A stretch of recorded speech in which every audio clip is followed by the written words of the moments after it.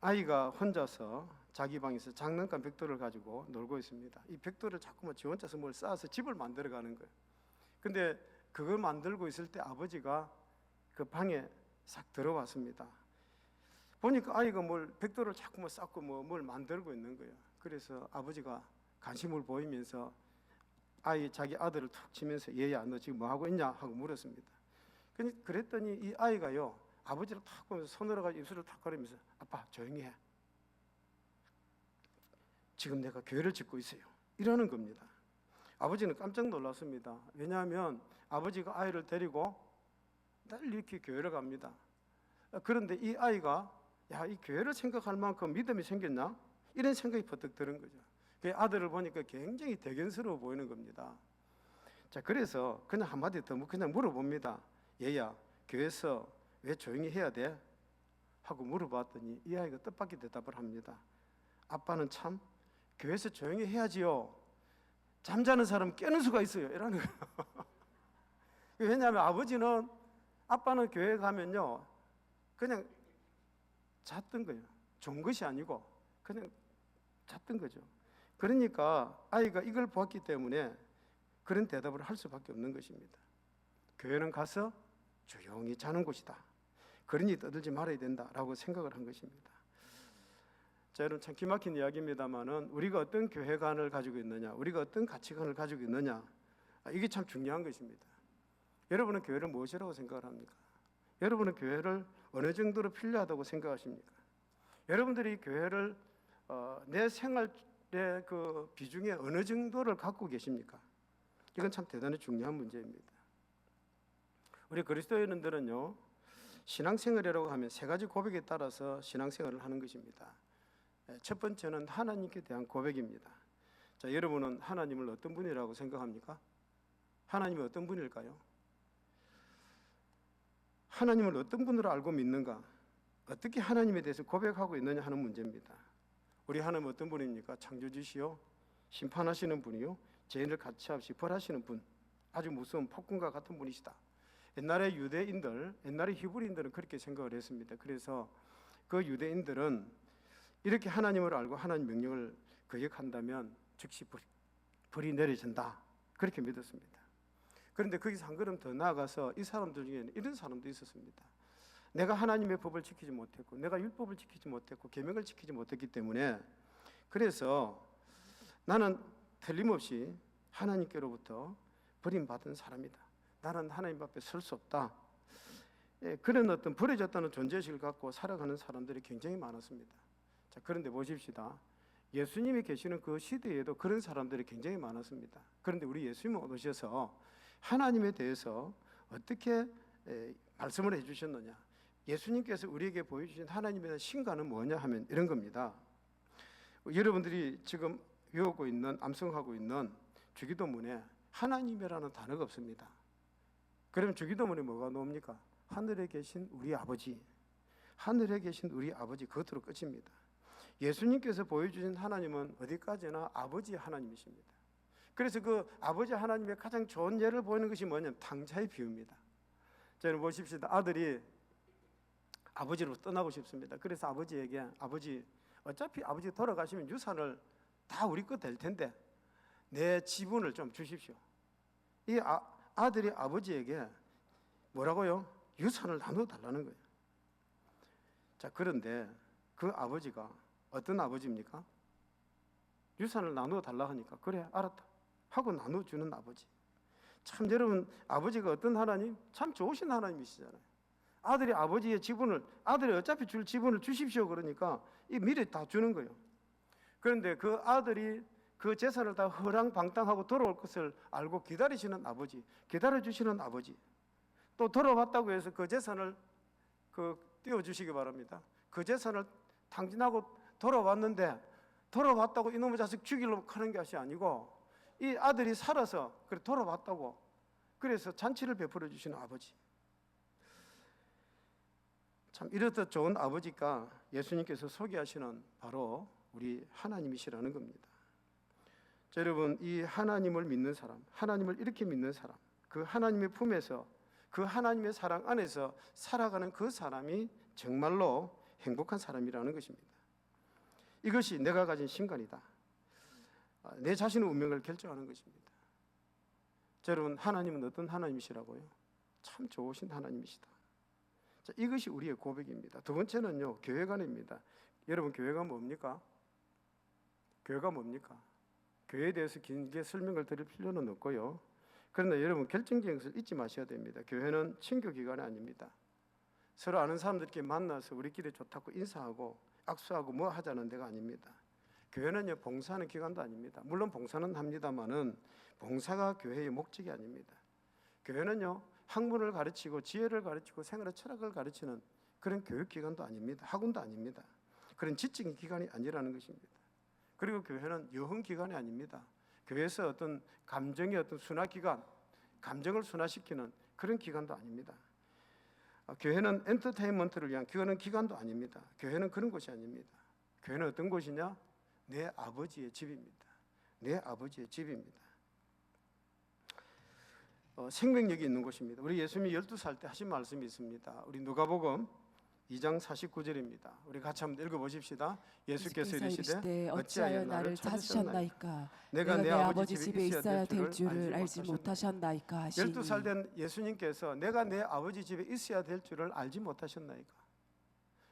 아버지 집이기 때문에 아들 된 내가 있는 것이 마땅하지 않느냐? 내 아버지의 집입니다. 여러분, 12살 된 예수님의 그 성전에 대한 생각은 내 아버지의 집이라는 것입니다. 내 아버지의 집에 내가 하나님의 자녀로 있다, 아들로 여기 있다, 그것이 바로 교회라는 것입니다. 하나님을 아버지로, 예수 그리스도를 구주로 믿는 그런 고백 속에 나의 나됨이 있고 구원의 길이 있는 것입니다. 그래서 교회는 어떤 곳이라고요? 내 아버지의 집입니다. 나는 그의 아들로, 딸로 내가 거기 있는 것입니다. 그리고 세 번째, 교회는 결정적으로 그리스도의 몸입니다. 교회는 그리스도의 몸입니다. 그리스도만의 영광을 받으시고 그리스도의 능력에 함께함으로 교회가 되는 것입니다. 물론 교회에 나오는 사람마다 여러분들이 교회에 나와서 제일 먼저 만나야 될 분이 있습니다. 여러분들이 교회에 나오셔서 제일 먼저 만나야 될 분이 뭐냐? 바로 예수 그리스도를 만나셔야 돼요. 여러분들이 교회에 나오셔서 만나야 될 분이 누구냐? 바로 하나님을 만나셔야 된다는 것입니다. 이게 굉장히 중요한 이 핵심입니다. 예수님을 만나는 것, 예수 그리스도의 생명, 영원한 생명이 내 속에 있는 것, 이게 굉장히 중요한 것입니다. 내가 주의 말씀을 개별적으로 듣고 그리고 그리스도 안에 있음으로 새롭게 확인하는 체험, 내 안에 예수의 생명이 있다고 이걸 확실하게 체험하는, 이게 있어야 되는 것입니다. 그런 체험을 가지는 데가 바로 교회라는 것입니다. 그래서 교회는요, 예수님의 영광이 있고 예수님의 말씀이 있어서 교회가 되는 것입니다. 여러분, 교회는요, 사람들이 모여서 친교하자는 데가 절대로 아닙니다. 절대로 교회는요, 그런 데가 아닙니다. 유명한 신학자 폴 틸리언은 이렇게 이야기를 합니다. 교회 필요성에 대해서 나는 교회를 떠나서 기독교를 생각할 수 없다. 비록 교회에 문제가 많다 하더라도 기독교가 교회를 떠나서 존재할 수 없다. 여러분, 이 교회는요, 정말 다양한 사람들이 모이는 것이 교회입니다. 그래서 교회는 문제가 있습니다. 그럼에도 불구하고 이 기독교는 교회를 떠나서는 생각할 수 없다는 것입니다. 그래서 이 폴 틸리언은요, 아주 못 박아서 그 이유를 이렇게 설명을 합니다. 첫 번째, 기독교는 사랑의 종교이기 때문에 그 사랑을 우리가 주고 사랑을 받고 그리스도의 사랑을 체험할 수 있는 곳이기 때문에 이 교회는 존재해야 된다는 거예요. 여러분, 이 사랑 때문에 우리가 선교지에다가 헌금도 보내주고 기도도 합니다. 여러분, 전 세계적으로 구호 물자를 제일 많이 보내는 단체가 어딘지 아십니까? 기독교입니다. 많은 단체들이 있지만 이거 종합적으로 놓은 그런 통계 자료를 보면 기독교가요, 교회와 그런 단체들이 엄청나게 전쟁이 난 곳에, 어려운 곳에, 홍수 난 곳에, 지진 난 곳에 그런 물품들을 보내고 있습니다. 왜요? 주님의 사랑 때문에 그런 겁니다. 두 번째, 왜 교회가 필요하냐? 그 교회는 예배가 있기 때문에 그렇습니다. 예배가 있기 때문에 그렇습니다. 하나님과의 만남, 하나님께 예배하는데 그 궁극적인 관심이 있게 되는 것입니다. 그 예배가 바로 교회를 통해서 이루어지기 때문에 교회는 절대적으로 필요한 것입니다. 그리고 세 번째, 교회는 왜 필요하냐? 복음이 선포되기 때문에 그렇습니다. 교회를 통해서 복음이 선포되는데 복음을 듣는 이것이 교회를 통해서 이루어지기 때문에 교회가 필요하다는 것입니다. 그리고 네 번째는 뭐냐? 왜 교회가 필요하냐? 복음이 바로 성경이 바로 해석되어지기 때문에 그렇습니다. 바른 해석, 바른 신앙이 있도록 도와주고 지도하는 것이 교회이기 때문에 교회가 중요하다는 것입니다. 저는 이 말씀을 드리면서 제가 생각나는 것이 있습니다. 그게 뭐냐 하면 제가 울산교회 박두웅 목사님 밑에 있다가 이제 창녕 5호 교회로, 시골 교회로 제가 잠시 이렇게 이동을 했습니다. 그때는 우리 교단에서 시골 교회나 개척 교회를 하면 강도사 제도가 3년이었는데 이게 조금 줄어드는 게 있었습니다. 어쨌든 뭐 그냥 우리 그때 같이 있던 선배 한 분이 필리핀으로 선교사로 가면서 저보고 이제 거기 오라고 해서 그 5호 교회로 제가 가게 된 것입니다. 근데 그 참 5호 교회가 오래전에 선교사님을 통해서 교회가 세워졌는데 뭐 시골 교회가 형편없지요. 뭐 교회도 비가 새고 그때 참 있으면서 우리 사무가 참 어려움도 많이 겪었고 이 연탄 보일러가 되어가지고 연탄 보일러에서 가스가 올라와가지고 막 가스를 마셔서 막 절도도 하고 막 그런 일들도 있었습니다. 어쨌든 그 시골 교회에 있다 보니까요, 이 이제 뭐 어디 시장을 좀 가고 어디 이동을 좀 하려고 하면 오토바이밖에 없는 거예요. 그래서 저희들이 거기 있으면서 오토바이 타고 부구까지 모욕을 하러 가면 포장도로가 아니고 비포장도로입니다. 자갈길입니다. 오토바이 타고 다락 가면 먼지 다 뒤집어 쓰고, 부국에서 모욕하고 또 오토바이 타고 다락 오면 또 먼지 다 뒤집어 쓰고 이게 모욕한 건지 안 한지 막 구별이 안 될 정도였어요. 그러다가 어떻게 조금 도움도 받고 해서 15인승 그레이스를 한 대 구입을 하게 된 것입니다. 근데 보십시다. 현대직원 그 영업차 하시는 분이 와서 차를 전해주면서 두 가지를 조심하라는 거야. 첫 번째는 절대로 차를 운전하면서 큰 대형 트럭, 컨테이너 뭐 이런 데 뒤따라가지 말라는 거야. 가면 이불로 피해서 가십시오. 그리고 두 번째는 반드시 좋은 기름을 넣으세요 그러더라고요. 근데요, 참 이게 시골에 있다 보니까 좋은 기름 넣는 게 쉽지 않습니다. 한 번은 차로 몰고 이렇게 가다가 보니까 그 시골에 기름 떨어진 줄도 모르고 그냥 간 거예요. 그냥. 근데 기름이 달랑달랑 있어요. 큰일 났다. 이거 어쩌지? 그런데 마침 가다 보니까 주유소가 하나 있는데 이게 이제 펌프가 2개 있더라고요. 그래서 이제 그 할아버지한테 할아버지 기름 좀 넣어주세요 하고 기름을 넣었습니다. 현대직원 이 뭐라고 했느냐 하면 기름을 좋은 기름 넣으세요. 왜냐하면 기름이 연료 탱크가 땅속에 묻혀 있는데 이게 탱크가 오래되면 녹이 들어가지고 그 물이 들어간대요. 기름 속에 물이 들어간대요.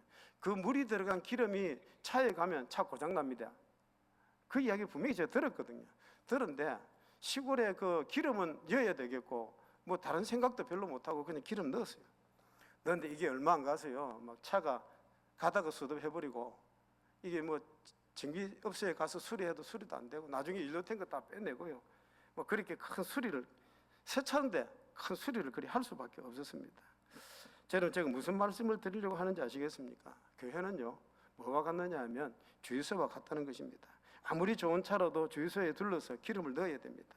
자, 그런데 주유소에서 공급되는 기름이 깨끗해야 되고 티가 없어야 되고 좋은 기름을 넣어야 되는 것입니다. 마찬가지로 여러분 참 교회를 잘 선택하는 것이 보통 일이 아닙니다. 교회를 잘 만나는 거 이게 큰 축복임을 아셔야 됩니다. 좋은 주유소에서 깨끗한 기름을 넣고 달려야 차가 재구시를 하는 것과 같습니다.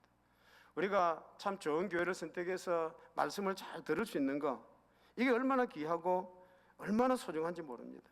교회에서 순수하고 온전한 복음을 계속 공급받아야만이 우리의 가정이, 우리의 사업이, 우리의 인격이, 우리의 운명이 바로갈 수 있는 겁니다. 그래서 좋은 목회자를 선택해야 되는 게 거기 있는 거예요. 여러분, 좋은 교회를 선택해야 되는 이유가 거기 있는 거예요. 좋은 교회를 선택하지 못하고 좋은 목회자를 만나지 못하면 여러분, 이 교회가 참 시끄러워요. 자, 오늘 본문에 보면요, 교회를 하나님과의 화평에서부터 설명해 나갑니다. 우리 에베소서 2장 14절 우리 같이 한번 읽어보십시다. 그는 그는 우리의 합평이신지라 둘로 하나를 만드사 원수된 것 곧 중간에 막힌 담을 자기 육체로 하시고. 자, 이 14절의 말씀을 보시면 예수님은 뭐라고 합니까? 그는 우리의 뭐라고요? 합평이신지라. 예수님은 우리의 합평이십니다. 결정적으로 말씀을 합니다. 자, 에베소서 2장 15절 같이 한번 읽어보십시다. 이 에베소서 2장 15절입니다. 법조문으로 된 계명의 율법을 폐하셨으니 이는 이 둘로 자기 안에서 한 세 사람을 지어 화평하게 하시고. 자, 이게 보면 화평하게 하시고 그럽니다. 예수님께서 합평을 이루시는 거예요. 합평하게 하시고 예수님께서 우리에게 합평을 주시는 거죠. 에베소서 2장 17절 같이 한번 읽어보십시다. 같이 읽습니다. 또 오셔서 먼데 있는 너희에게 평안을 전하시고 가까운 데 있는 자들에게는 평안을 전하셨으니. 자, 여기서는요 평안을 전한다고 말씀을 합니다. 그것도 친히 오셔서 평안을 전하시는 것입니다. 성령의 역사와 함께 주님 친히 합평을 이루시고 합평을 전하시는 것입니다. 자, 그러면 여러분 예수 그리스도 안에서 우리가 합평한 자가 되었다고 하면 그러면 그 안에 있는 우리는 누구입니까? 예수 그리스도를 믿는 여러분들은 누구입니까? 자, 오늘 본문에 보면 우리를요 이렇게 말씀을 합니다. 우리를 하나님의 근속이다. 하나님의 근속이다 이렇게 말씀을 합니다. 에베소서 2장 19절 같이 읽어보십시다. 그러므로 이제부터 너희는 외인도 아니요 나그네도 아니요 오직 성도들과 동일한 시민이요 하나님의 근속이라. 여러분, 이 근속이라는 말의 뜻이 뭐냐면 가족이라는 뜻입니다. 가족입니다. 그 집에 한 식구가 된다는 것입니다. 가정을 말하는 것입니다. 가문을 말하는 것입니다. 여러분, 그리스도의 가정, 하나님의 가정의 한 식구, 한 멤버가 된다는 말씀입니다. 우리가 이 가정을 이야기할 때 끈끈한 정을 이야기를 합니다. 그런데 여기서 말하는 것은 그런 끈끈한 정이 아닙니다. 그런 것이 절대로 아닙니다. 여기서 말하는 것은 뭐냐면 영영이 끊을 수 없는 그 관계, 다시 말하면 피로 맺어진 그 관계를 말씀을 하는 것입니다. 그래서 내 자식이 되고 내 부모가 되는 것입니다. 이 관계는요 어떤 것으로도 끊을 수 없는 관계라는 것입니다. 예수님께서 우리를 위해서 십자가에 죽으심으로 해서 이루어진 관계입니다. 그래서 예수 그리스도의 피로 맺어진 관계, 이 관계는요 절대로 끊을 수가 없는 것입니다. 그래서 우리는 그리스도를 뭐라고 고백을 합니까? 구세주라고 고백을 합니다. 여기서 말하는 주는요 성현을 말하는 것이 아닙니다. 선생님을 말하는 것이 아닙니다. 그리고 과거의 예수를 말하는 것이 아닙니다. 여기서 주라고 하는 것은 십자가에서 죽으시고 부활하시고 성전하시고 그리고 다시 재림하실 지금도 살아계시는 그 예수 그리스도를 말씀을 하는 것입니다. 여러분, 과거의 예수를 믿는 것이 아니라 현재 살아계신 예수님을 믿는 것입니다. 지금도 살아계신 그리스도의 생명력 안에서 우리는 하나님의 뭐라고요? 근속이다, 가족이다, 그렇게 말씀을 합니다. 구속함을 받은 근속. 그래서 우리 모두는 뭐냐? 예수 그리스도 안에서 하나님의 가족이라는 것입니다. 식구가 되는 것입니다. 이 관계는 어떤 관계라고요? 피로 맺어진 관계라는 것입니다. 예수 그리스도의 보혈의 피로 맺어진 관계. 이것은 윤리 이전에 있는 큰 사랑이요 확실한 사랑의 실제입니다. 이것은 절대적인 관계요, 전인적인 관계요, 공동 운명에 속한 관계라는 것입니다. 그래서 교회를 뭐라고 합니까? 종말론적인 공동체다. 교회를 종말론적인 공동체라 이렇게 말씀을 합니다. 여러분들이 이 세상에서 어떻게 살든지 가정이 어떻든 상관없습니다. 우리는 교회 안에서 한 식구가 되고 서로 교제하며 그리스도 안에서 하나가 되어서 살다가 이대로 하나님 나라로 우리가 옮겨갈 것입니다.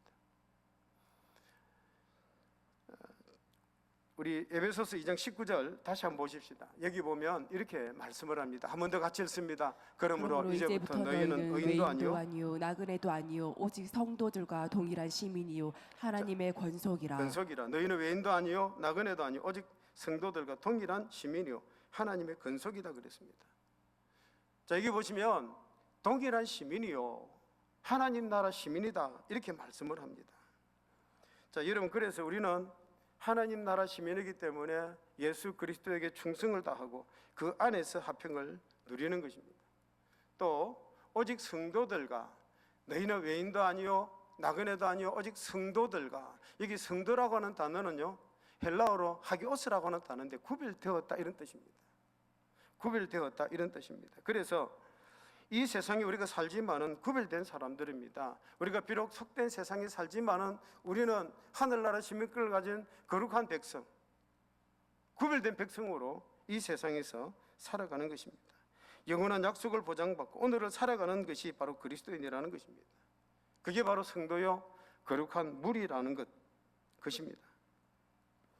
1924년도에 있었던 일입니다. 제8회 올림픽 경기가 파리에서 열렸습니다. 거기에 영국의 청년이 100m 경주로 나가는 에릭 리들이라고 하는 선수가 있었습니다. 이 에릭 리들은 참 좋은 기록을 가지고 있었습니다. 그래서 100m에 나가면 틀림없이 금메달감입니다. 아주 유망주로 그렇게 기대를 하고 있는데 경기 일정이 주일날로 잡혔습니다.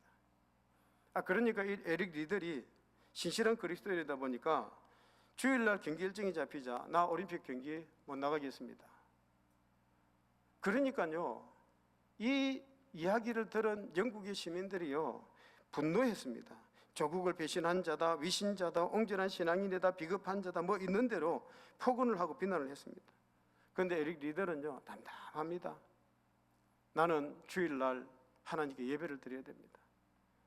그리고는 주일날 교회당에 가서 예배를 경건하게 드리고 돌아왔습니다.